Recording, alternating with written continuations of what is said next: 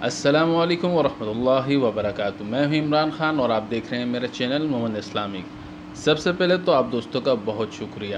شرک کے متعلق میری پچھلی ویڈیو کو آپ لوگوں نے بہت پسند کیا، اور آپ دوستوں سے ایک گزارش ہے کہ ویڈیو اچھی لگا کریں تو اس کو لائک اور شیئر ضرور کیا کریں، اس کے بالکل بھی پیسے نہیں لگتے۔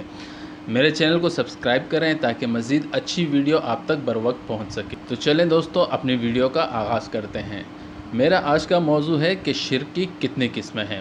اولین، شرک کی دو قسمیں ہیں، شرک اکبر اور شرک اصغر۔ شرک اکبر کیا ہے؟ اللہ تعالیٰ کی ذات میں کسی کو شریک ٹھہرانا، جو بڑا کفر ہے۔ اور شرک اصغر وہ یہ کہ غیر اللہ کو بعض اعمال اور افعال اور عبادات میں اللہ کے ساتھ شریک ٹھہرانا۔ پھر شرک اکبر کی دو قسمیں ہیں، شرک فی الذات اور شرک فی الصفات۔ شرک فی الذات کیا ہے؟ اللہ کی ذات کے مقابلے میں یا اللہ تک رسائی اور قرب حاصل کرنے میں کسی دوسری ذات کو کھڑا کر دینا، جیسے کہ یہود کہتے تھے کہ حضرت عزیر علیہ السلام اللہ کے بیٹے ہیں، نعوذ باللہ۔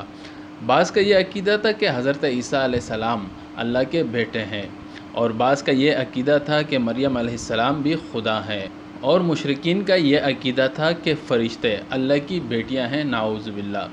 حضرت نوح علیہ السلام کے وقت میں بت پرستوں کا شرک اسی نوعیت کا تھا کہ وہ خدا کی ذات میں غیر اللہ کو شریک ٹھہراتے تھے، اور اکثر غیر مسلم اقوام تصویر پرستی اور مجسمہ پرستی کے اس شرک میں مبتلا ہیں، جو اپنے بزرگوں اور قومی لیڈروں کی تصویر کے سامنے سجدہ کرتے ہیں۔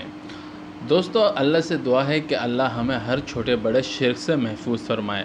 اللہ رب العزت نے قرآن کریم میں یہود النصارہ، مشرکین اور تمام غیر مسلم اقوام کے ان باطل عقائد کا رد قرآن مجید میں اس طرح فرمایا: یہ سب ان کی منہ کی بنائی ہوئی باتیں ہیں، یہ ان لوگوں سی باتیں کرتے ہیں جو ان سے پہلے کافر ہو چکے ہیں۔ دوستو، شرک چاہے چھوٹا ہو یا بڑا ہو، شرک شرک ہوتا ہے۔ اللہ سے دعا ہے کہ اللہ ہمیں ہر چھوٹے بڑے شرک سے محفوظ فرمائے۔ اسی کے ساتھ میں اپنی ویڈیو کا اختتام کرتا ہوں۔ وما علینا الا البلاغ۔